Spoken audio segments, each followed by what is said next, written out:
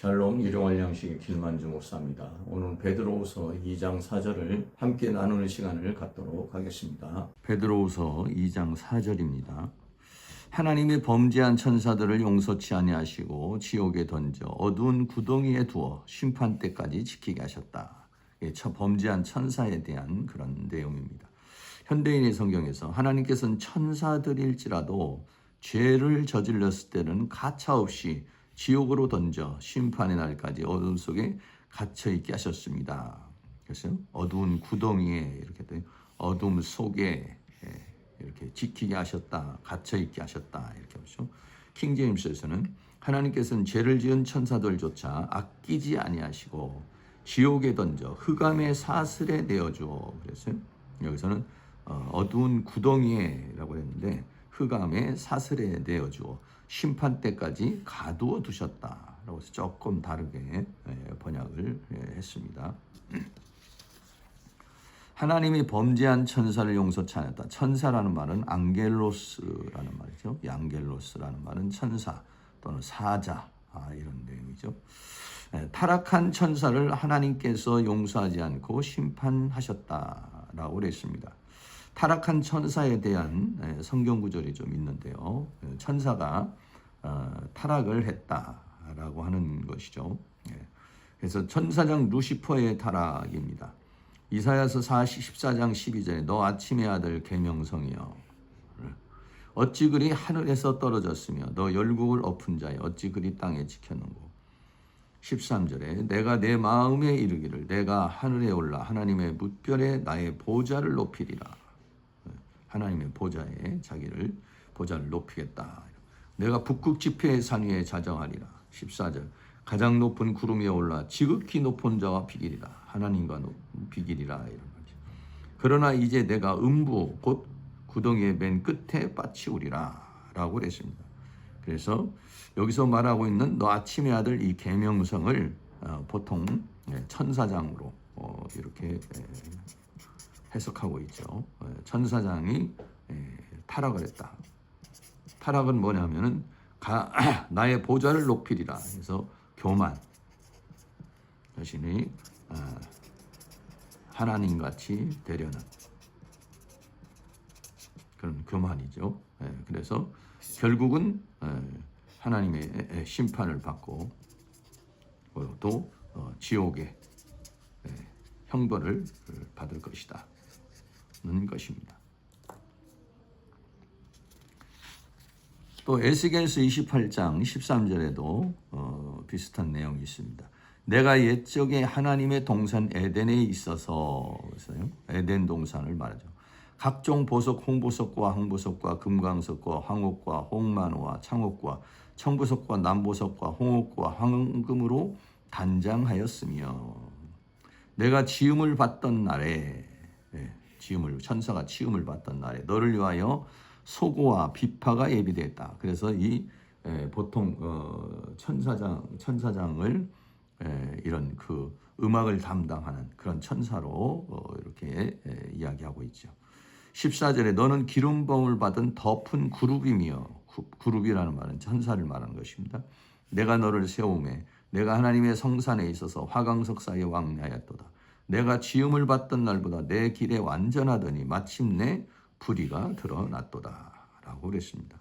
그래서 에덴 동산에 있던 아름답고 완전했던 천사장이 불의를 저질러서 심판을 받게 되는 타락한 천사가 되었다라고 하는 것이죠. 그것을 유다서에서는 이렇게 자기 지위를 지키지 않은 타락한 천사라 했습니다. 유다서 1장 6절에 또 자기 지위를 지키지 아니하고 천사는 천사의 지위가 있는데 하나님의 보좌에 도전을 한 것이죠. 자기 처소를 떠난 천사들을 이것이 뭐냐면 이제 하나의 타락 그리고 반역이죠. 큰 날의 심판 때까지 영원한 결박으로 흑암에 가두셨다라고 그렇게 말했습니다.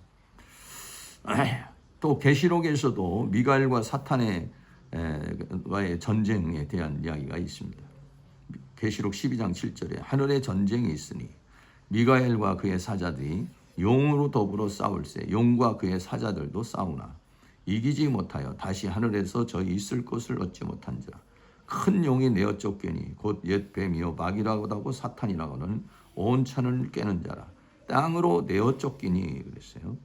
그의 사자들도 저와 함께 내어 쫓기니라 라고 그랬습니다. 그러니까 미가엘은 천사장이죠. 천사장과 천사들, 또 용. 이 용은 사탄 또는 마귀라고도 한다. 또 용의 사자들, 그렇죠? 이걸로 우리는 보통 악한 영 또는 귀신들 뭐 이런 식으로 표현하고 있죠. 이게 계시록의 12장에 있는 이 미가엘과 사탄과의 전쟁이 어느 때냐라고 하는 것에서는 이제 해석에 차이가 있습니다만은 이런 그 영적 세계에서의 전쟁이 있었다라고 하는 것을 우리에게 말해주고 있는 것입니다.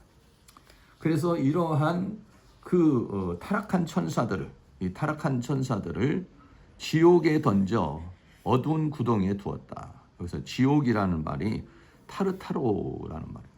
이 타르타로라는 말인 감금하다, 포로로 잡아두다 이런 말이거든요. 그러니까 지옥이라는 말이 이제 하데스라는 말인데 타르타우라는 말은 감금하다. 그러니까 지옥에 던져 그래서 감금하다, 포로로 잡아두다라고 하는 거죠. 타르타우라는 말은 음울하고 어두운 지하 지역의 이름으로서 고대 헬라인들은 이것을 악한 사자들의 거처이며 그곳에서 자신들의 악행에 대한 형벌을 당한다는 것이다. 이것은 유대인이 말하는 게헨나, 지옥을 말하는 거죠. 예, 상당하는 것을 말하고 있다. 킹 제임스에서는 이 부분을 흑암의 사슬에 내어주어 이랬습니다. 예, 지옥에 던져 어두운 구덩이에 두어 그랬는데 어두운 구덩이라고 했어요. 어두운이라는 말이 조포스라는 화목이라는 말이고 구덩이라는 말이 세이라라는 말인데 구덩이라는 말보다는 사슬, 줄 이렇게 말하는 것입니다. 그래서 흑암의 사슬에 내어주어 그래서 구덩이를 사슬이라고 이렇게 번역했죠. 그러니까 타락한 천사들을 묶어서 활동하지 못하도록 묶어서 이 어두운 가운데 가두었다라고 하는 것을 말해주고 있는 것이죠. 지옥이라는 말이 게엔나라는 말입니다. 원래는 흰놈의 골짜기, 구약에서 흰놈의 골짜기라고 이렇게 하는데 마태복음 10장 28절에 몸은 죽여도 영혼은 죽이지 못하는 자들을 두려워하지 말고 오직 몸과 영혼을 지옥에 멸하시는 자를 두려워하라. 마가복음 9장 43절 만일 내 손이 너를 범죄케 하든 찍어버리라. 불구자도 영생에 들어가는 것이 두 손을 가지고 지옥에 꺼지지 않는 불. 그래서 지옥은 꺼지지 않는 불이 있는 곳을 말하는 것이죠. 거기는 구더기도 죽지 않고 불도 꺼지지 않는다라고 합니다. 영원한. 그러니까는 이곳은 영원한 형벌, 불과 유황 또는 불못이라고 이렇게 표현하고 있죠. 영원한 형벌을 받는 것이다. 그래서 어두움이라고 하는 이 세이라,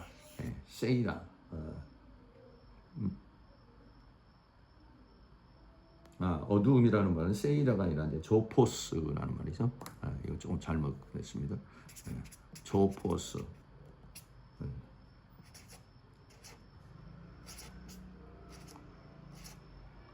조포스라고 하는 그런 어두움이 베드로후서 2장 17절에서는 이 사람들은 물 없는 셈이요. 이 사람들은 누구냐면 거짓 선지자들, 거짓 선생들을 말하는 거죠. 물 없는 셈이요. 물이 없다는 것은 생명이 없다 이런 거예요. 강풍에 밀려가는 안개니, 강풍에 밀려간다는 것은 강풍에 의해서부터 안개가 바람이 오면 사라져 버리는 거예요.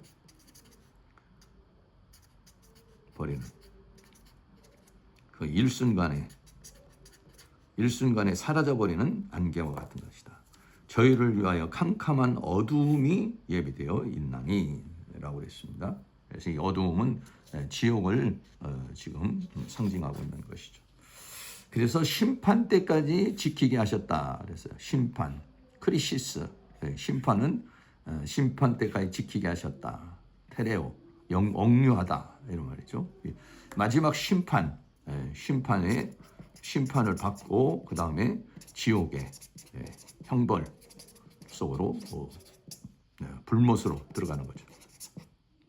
아직은 불못에 들어가 있는 것은 아니고 이 어두운 곳에서 이제 지금 판결을 기다리는 것이다라고 하는 것입니다. 그래서 마지막 심판 때까지 사슬에 묶여서 흑암에 두어서 지키게 하였다라고 그랬습니다. 그래서 타락한 천사들을 하나님께서 이와 같이 심판을 하신 것처럼 거짓 선지자들도 이제 심판하실 것을 말씀하고 있는 것입니다.